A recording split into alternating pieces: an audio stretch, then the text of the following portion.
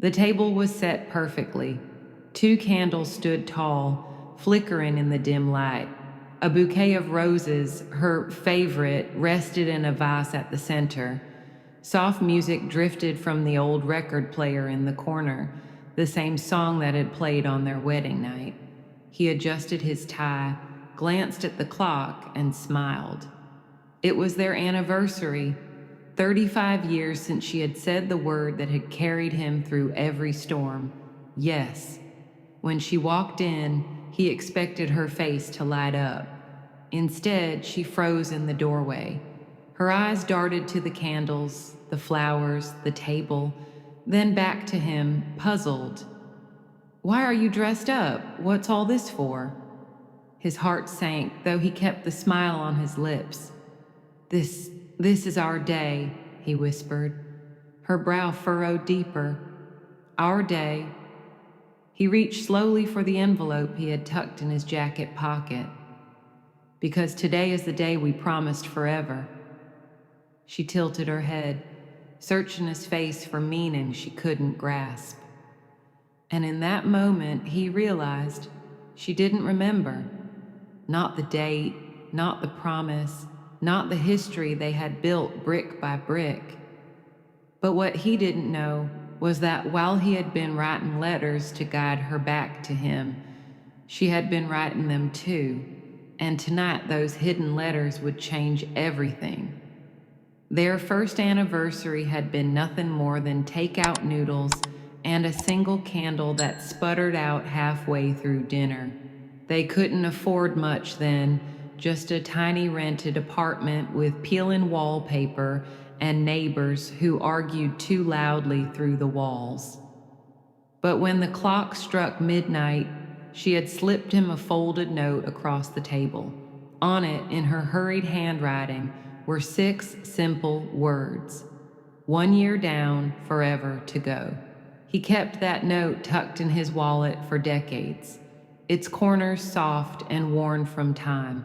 Whenever the world grew heavy, when the job drained him, when the bills stacked too high, when their dreams seemed out of reach, he would unfold that slip of paper and remember she was his forever. The years after that were built on rituals. A kiss before sunrise, a dance in the kitchen after dinner, little letters exchanged on birthdays and anniversaries, paper promises that stitched their life together. But time has a way of testing even the strongest vows. At first it was small things. She would forget the name of the street where they first met, or set down her keys, then spend hours looking for them. He teased her gently, not wanting her to feel afraid, but the forgetfulness deepened. She would pause mid-story, unable to recall the ending. She would repeat a question she had already asked, and one night she looked at him with confusion, searching for his name on her tongue like it had slipped out of reach. The doctors gave them a word that felt like a thief in the room, progressive, a memory fading not all at once, but piece by piece. For James, it felt cruel. He had once lived this story from the other side, his own diagnosis years earlier, when she was the one holding him steady. He had fought through his fog with her love as his anchor, and now it was her turn. So he did the only thing he knew how. He went back to the beginning, back to the paper promises. Every night he wrote her a letter, sometimes a memory, sometimes a vow, sometimes just a reminder that she was not alone, each one a thread, a breadcrumb trail, a map back to forever. What he didn't know was that she had been doing the same, tucking her own notes into hidden places, a coat pocket, a recipe book, the folds of his socks. 2 people writing in secret, as if love could be stored on paper in case memory couldn't hold it anymore. James had been planning for weeks. He polished the silverware she loved, ironed the dress shirt she once said, made his eyes look brighter, and placed roses in the center of the table, red for love, white for years of devotion. The house felt alive with anticipation, as if it, too, remembered what the day meant. When Claire came down the hall, he caught his breath. She was still beautiful, still hers, even with the faint confusion that sometimes shadowed her gaze. He expected her face to light up at the sight of the candles, the music, the flowers. Instead, she stopped short, her brow furrowed. "Why are you dressed up? Did something happen?" The question hit him like a cold wind. For a moment, he thought she was joking, that she was testing him the way she sometimes did. But the longer he looked, the clearer it became. She truly didn't know. She didn't remember. His smile wavered, but he didn't let it fall. Slowly, he reached into his pocket and pulled out a small envelope. It was one he had written weeks before, preparing for this very moment. He handed it to her gently, like something fragile. "Here, read this." Her fingers shook as she unfolded the page. "Dear Claire, today is our anniversary. 35 years ago, you walked toward me in a white dress, and I thought my knees would give way. Every year since, I have fallen in love with you again. If you're reading this and you've forgotten, don't worry. You said 'I do' once. That was forever." She looked at the words for a long time, her lips moving as she read them again and again. Her eyes filled, though not with recognition, at least not the kind he hoped for. And then, with trembling hands, she reached into her purse, pulled out an envelope of her own. It was addressed to him, in her handwriting. His chest tightened as he opened it. "Dear James, if I forget today, promise me you'll remind me, not with the date, not with the years, but with the way you look at me, because that's how I'll know it's us." For the first time that evening, he couldn't hold back the tears. They had both been writing, both leaving maps for the other. Two hearts preparing for the day one of them wouldn't remember. And now that day had come. For a long moment they sat in silence, two envelopes on the table between them, like fragile proof that love had anticipated even this forgetting. James reached across the table and took her hand. "We've both been writing," he whispered. She nodded slowly, her eyes still cloudy, but her fingers tightened around his. "So, we don't lose us." From that night on, the letters were no longer secret. They became their shared language. Every morning before breakfast, James would slip an envelope onto her plate. "Dear Claire, you still sing while watering the garden, even if you don't notice it." She would smile, rereading the words until the memory bloomed faintly in her chest. And every evening, when he turned down the bed, he would find one tucked under his pillow in her familiar script. "Dear James, you once told me the stars look jealous of my eyes. I've never forgotten that, so don't you forget it either."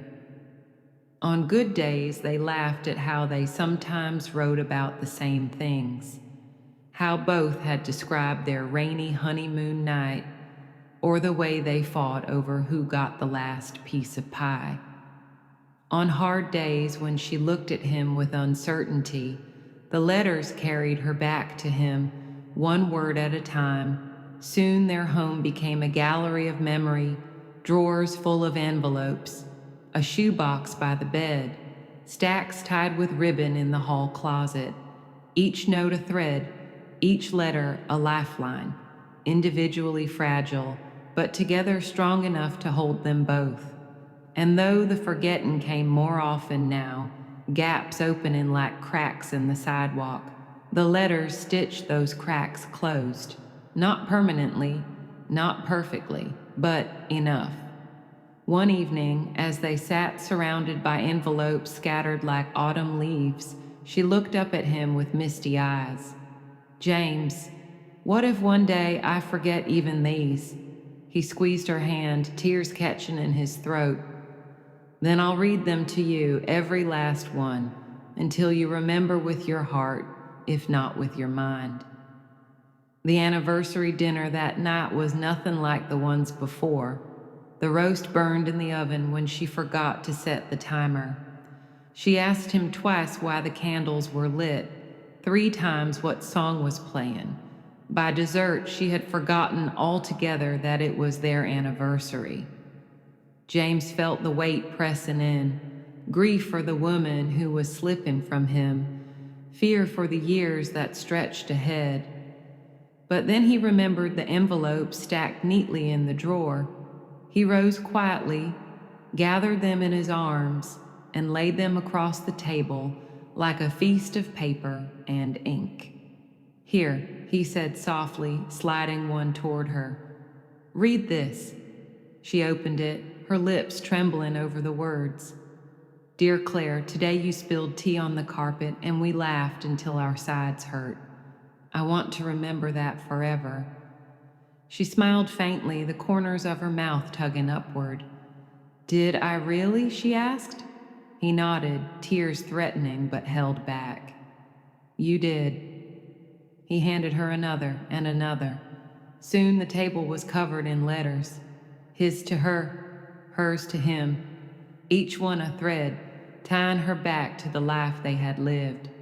Some made her laugh, some made her cry, some she read aloud with awe, as though hearing their love story for the very first time. At last, she pushed a letter back toward him. "Your turn."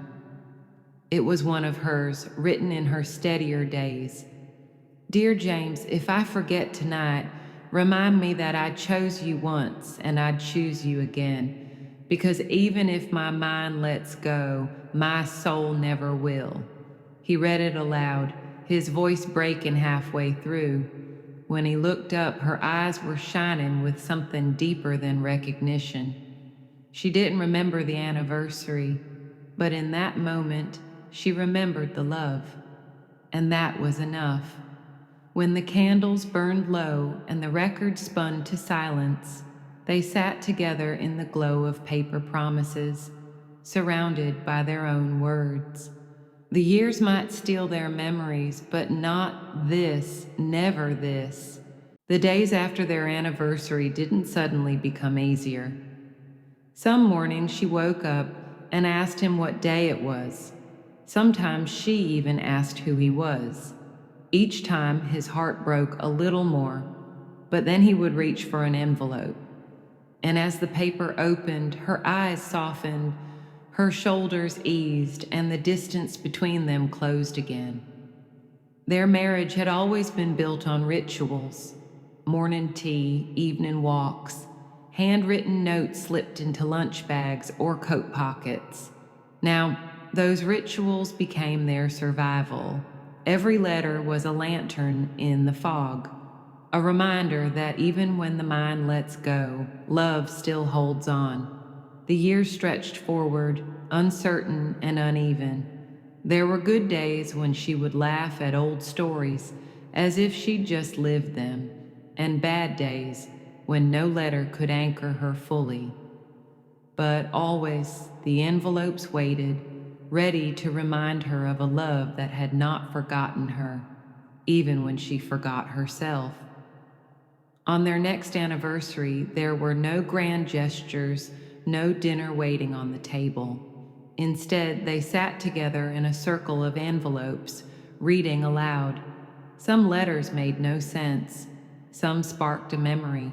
Some were simply beautiful in their simplicity. "Dear James, I love your hands. Dear Claire, you are home." And as the candles flickered low, they both understood something neither the doctors nor the diagnosis could ever take away. Forever isn't measured in the years we remember. It's measured in the love we keep choosing, one letter at a time. Even when the mind fades, the heart never does.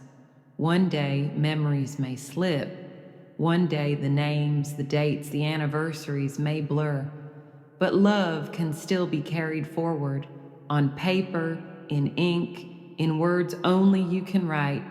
Maybe there's someone in your life who needs a reminder, a partner, a parent, a child, a friend, someone who deserves to know that even if tomorrow forgets, today you remember. Take a moment, write them a letter. It doesn't need to be perfect. It doesn't need to be long. It just needs to be yours. And if this story touched your heart, share it with someone you love. Because you never know, the words you write today may be the ones that carry them through tomorrow. If you want to hear more stories like this, stories of love that endures, even against impossible odds, subscribe and join us here. Together, let's keep building a world where love in all its forms is never forgotten.